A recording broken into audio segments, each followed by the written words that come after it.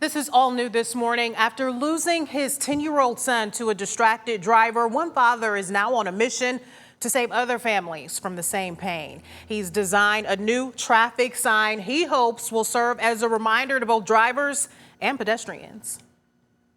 Ross was short for his age, but he was pound for pound one of the best athletes in Grand Haven. Pain is a constant passenger for Daniel McBride after learning his son had been killed in a car crash. Went to his friend's house, stayed overnight.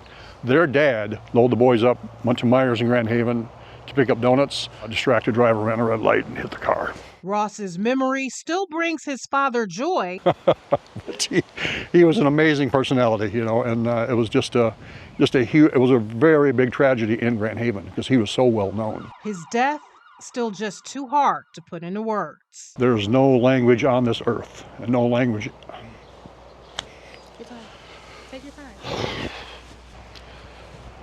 There's no language on this earth, no language in this universe that can accurately describe the pain of losing a child.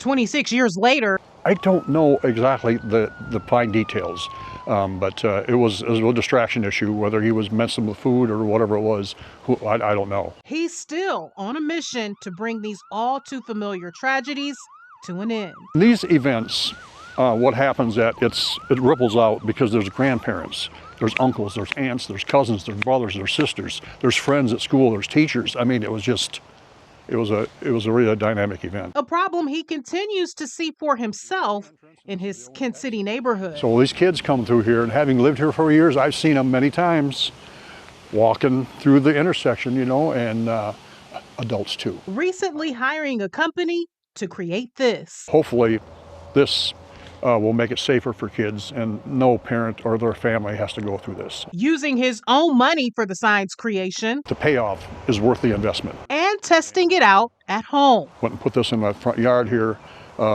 placed it so that when they come around that curve, and I even did it at night. I parked my truck at night to see where the headlights were, so that when the headlight starts hitting it, they get maximum exposure.